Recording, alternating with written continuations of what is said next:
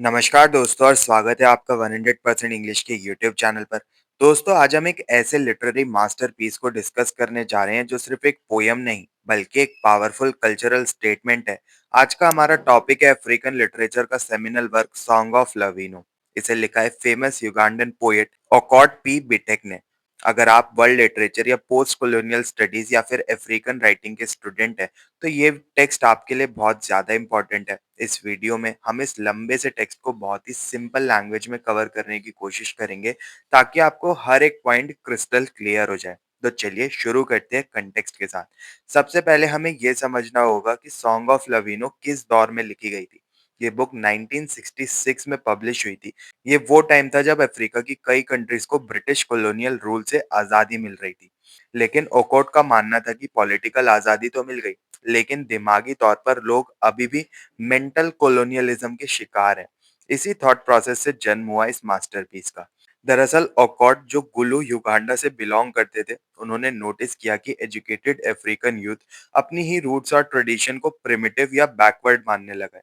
ये poem originally English में नहीं लिखी गई थी। ओकॉट ने इसे अपनी नेटिव लैंग्वेज अकोली में लिखा था, जिसका टाइटल था वेरपा लाविनो। बाद में उन्होंने खुद इसे इंग्लिश में ट्रांसलेट किया ताकि ये वाइडर ऑडियंस तक पहुंच सके। इस टेक्स्ट का स्टाइल बहुत ही यूनिक है। इसे हम ईस्ट अफ्रीकन सॉन्ग स्कूल के अंडर कैटेगराइज करते हैं। ये एक ड्रामेटिक मोनोलॉग है, मतलब पूरी पोयम एक कैरेक्टर के पॉइंट ऑफ व्यू से बोली गई है। यहाँ हमारा मेन कैरेक्टर है लवीनो। लवीनो एक ट्रेडिशनल अफ्रीकन वुमेन है जो गांव में रहती है। वो पढ़ी लिखी यानी कि लिटरेट नहीं है, लेकिन उसके पास विजडम है। उसका हस्बैंड है ओकोल। ओकोल एक यूनिवर्सिटी एजुकेटेड आदमी है जो वेस्टर्न कल्चर से इतना ज्यादा इंस्पायर हो गया है कि उसे अपनी वाइफ, अपना कल्चर और अपने लोग गवार लगने लगे हैं। इस बुक का कंटेक्स्ट सिर्फ पति पत्नी का झगड़ा, एक हस्बैंड वाइफ कन्फ्लिक्ट नहीं है। ये एक क्लैश ऑफ कल्चर्स है। ओकोट ने लाविनो के कैरेक्टर के थ्रू उस समय के अफ्रीकन इंटेलेक्चुअल्स को क्रिटिक किया है जो वेस्टर्न लाइफस्टाइल को ब्लाइंडली कॉपी कर रहे थे, जिसे वो एपमैनशिप कहते हैं। एक तरफ लाविनो है जो अकोली ट्रेडिशंस, डांस और वैल्यूज को रिप्रेजेंट करती है, और दूसरी तरफ ओकोल है जो वेस्टर्न मॉडर्नाइजेशन, क्रिश्चियनिटी और पॉलिटिकल पावर के नशे में चूर है। एक और कैरेक्टर है जिसका कंटेक्स्ट में जिक्र करना जरूरी है, वो है क्लेमेटीन। क्लेमेटीन वो मॉडर्न वुमेन है जिसके लिए ओकोल ने लवीनो को इग्नोर कर दिया। वो आर्टिफिशियल ब्यूटी और वेस्टर्न फैशन का सिंबल है। तो टेक्निकली ये पोयम एक लंबी लेमेंट है, एक लंबी शिकायत है जो लवीनो अपने हस्बैंड ओकोल को समझाने की कोशिश कर रही है कि the pumpkin in the old homestead must not be uprooted. यानी नई चीजें सीखने के चक्कर में अपनी पुरानी जड़ों, अपनी रूट्स को उखाड़कर मत फेंक दो। उम्मीद है अब आपको इस पोयम का कंटेक्स्ट तो क्लियर हो गया होगा। सबसे पहले अब बात करते हैं द पर्सनल कन्फ्लिक्ट की, यानी लाविनो, ओकोल और क्लेमेटीन के ट्रायंगल की। लाविनो अपनी बात शुरू करती है एक शिकायत के साथ। वो कहती है कि उसका हस्बैंड ओकोल अब बदल गया है। वो अब लाविनो को और उसके ओकोली कल्चर को प्रिमिटिव और बैकवर्ड मानता है। लेकिन लाविनो का गुस्सा सिर्फ ओकोल पर नहीं है, उसका मेन टारगेट है क्लेमेटीन। यहाँ टेक्स्ट में जो इमेजरी यूज हुई है वो बहुत ही ब्रूटल और विविड है। लवीनो कहती है कि क्लेमेटीन वेस्टर्न बनने की कोशिश में एक गोस्ट बन गई है। वो क्लेमेटीन के मेकअप का मजाक उड़ाती है। वो कहती है कि जब क्लेमेटीन लिपस्टिक लगाती है तो ऐसा लगता है जैसे किसी जंगली जानवर ने खून पिया हो। टेक्स्ट में एक बहुत ही फेमस लाइन है जहां वो कहती है her lips are red hot like glowing charcoal like the mouth of a fiend. वो क्लेमेटीन के स्लिमिंग यानी पतला होने को भी क्रिटिक करती है। अफ्रीकन कल्चर में हेल्दी होना खुशी और प्रॉस्पेरिटी की निशानी है, लेकिन क्लेमेटीन डाइट करके एक हड्डियों का ढांचे यानी स्केलेटन की तरह बन गई है ताकि वो वाइट वुमेन जैसी दिखे। यहाँ लवीनो का पॉइंट सिर्फ जलन यानी कि जेलेसी नहीं है। वो ये कहना चाह रही है कि क्लेमेटीन ने अपनी आइडेंटिटी खो दी है और वो एक फेक कॉपी बनकर रह गई है।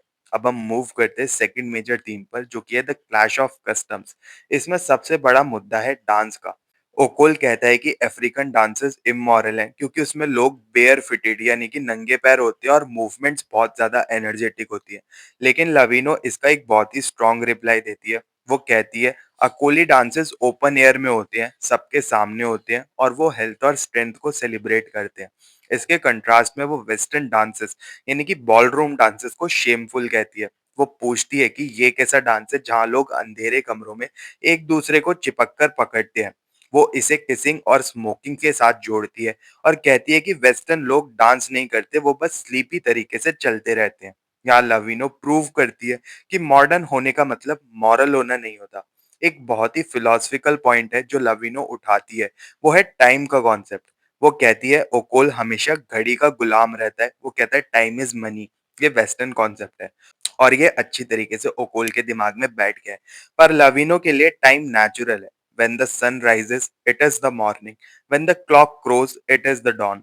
वो कहती है कि नेचर हमें बताती है कि कब उठना है, कब खाना है और कब सोना है। घड़ी की टिक टिक से लाइफ चलना उसके लिए अननेचुरल है। ये दिखाता है कि कैसे कोलोनाइजेशन ने अफ्रीकन के बेसिक लाइफस्टाइल और नेचर के कनेक्शन को तोड़ दिया था।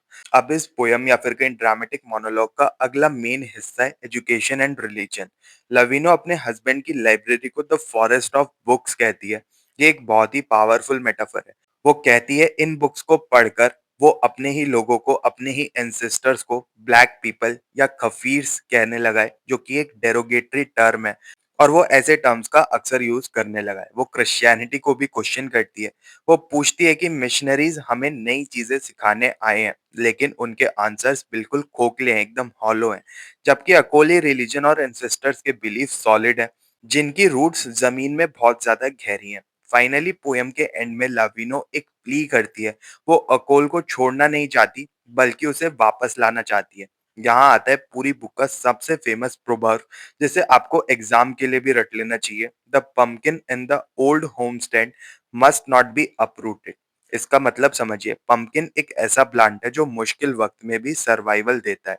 लाविनो कह रही है कि नए कल्चर यानी वेस्टर्न वेस्ट को अपनाने में कोई बुराई नहीं है, लेकिन उसके लिए अपनी पुरानी जड़ों, अपनी रूट्स को उखाड़ के फेंकना एक बेवकूफी है।